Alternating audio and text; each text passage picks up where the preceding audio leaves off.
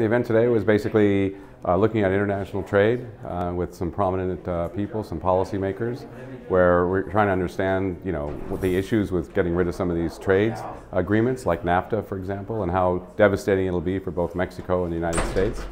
And then we talked a little bit about the local economy, how it's doing, and basically seeing that, the economy is growing, it's growing slowly. Santa Barbara County seemed to have some slower growth than many other counties around us, like Ventura and San Luis Obispo. So this is a part where I'm going to talk a little bit about output, income, which, as you probably know, are kind of the same thing in the GDP accounts. I always put this graph up, and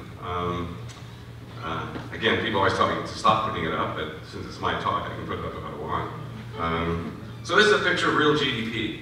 This is real gross domestic product, which I said again is your income. This goes back to 1929, and I drew a red line here. It's a linear slope that basically says that every year on average we grow somewhere around 2%. That means we get 2% richer on average every year. That's what this point means. And what I like to say, and pick out your favorite president or your worst nightmare president. It's really hard to see on this graph. You don't see them. There's a few things that you do see on this graph. What you see is the Great Depression, World War II, and then you see a bunch of wiggles around this line. You can't find a president there that really screwed up the economy. And that's my hope for the future. The international trade part, we had Roberto Rodriguez Hernandez from the Mexican consulate in Oxnard. He's the consulate for the Tri-County area. We had Jorge Castaneda, who has written 12 books. He ran for president against Vicente Fox. He's been deeply involved with the politics in NAFTA. We had Amity Schlaze, who's a columnist and a writer with several bestsellers on the New York Times list. And Megan McArdle, who is a columnist for the Washington Post.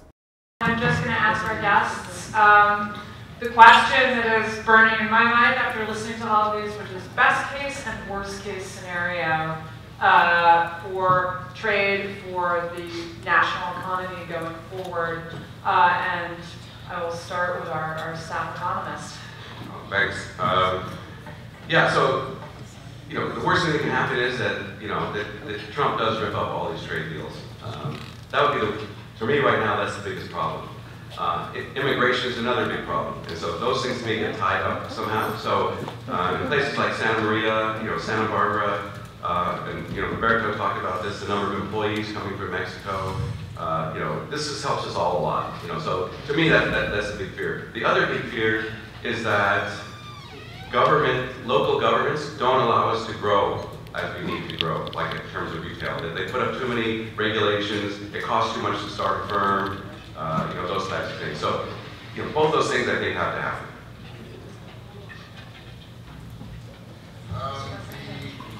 The worst case, very similar to what Peter said, is that the series of trade agreements get ripped up the way has already happened with TPP and could conceivably happen with NAFTA. In a sense, the South Korean agreement is a little bit kind of ripped up in the sense that by accepting what are called voluntary export restrictions, or ERs, the South Koreans have violated at least the principle of the free trade agreement, even if it's quote-unquote voluntary.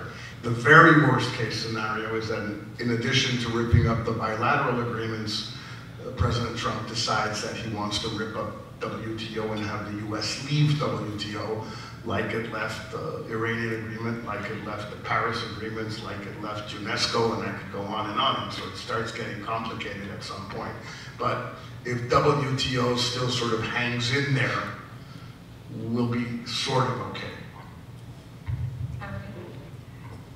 I'll say worst case really short, and I'll leave war out. The worst case is that resentment takes hold in American society and protectionism and anti-immigration policy become institutionalized as part of our national attitude for trade. So that's what we have to stop. And so I'll do best case. Something transformational happens that makes it all so good here. And I'll mention two possibilities related to policy that would be transformational. The first is there's a book by a guy named Philip Hamburger. He's a professor, and it's a long book. But it's the headline, the title of the book is the administrative state unconstitutional? And the second thing I'll say, which is really unpopular in politics because it makes us sound like wicked capitalists, is if you cut the capital gains rate in the United States to 2%, you would get a lot of revenue. America would be an incredible magnet to capital from all over the world, and we'd be so rich that we not only would be rich, as Peter described, but we'd know it very well, and all our resentments would fade away.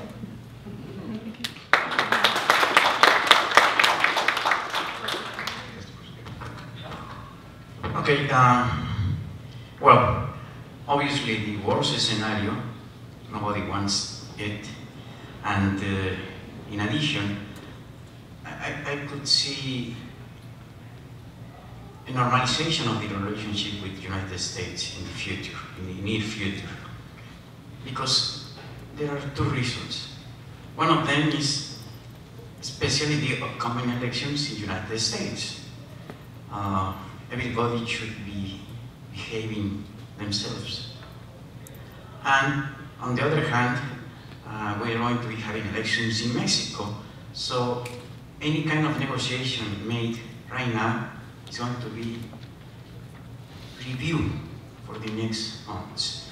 So in the best scenario, I see that we are going to be having more chips, like Dr. Jorge Castañeda told us. Maybe we might be having more chips or use the chips that we already have. I think that the bad case scenario is that the backlash is really destructive and not done in any sort of surgical way, but it's just a dismantling of everything he can reach. I think that would be really bad. It would be bad for GDP. It would be bad for America on a whole lot of levels and a lot of American companies.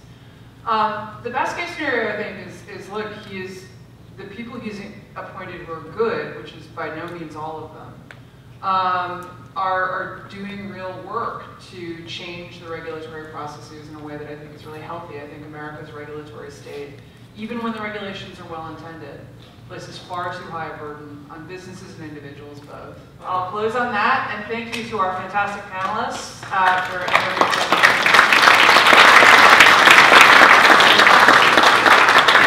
Well, I think the presentation was wonderful. We had so many good people out there, people who are actually policymakers, who are really down in the weeds, trying to solve some of these problems. So I thought it was just a great event and exactly the right people talking.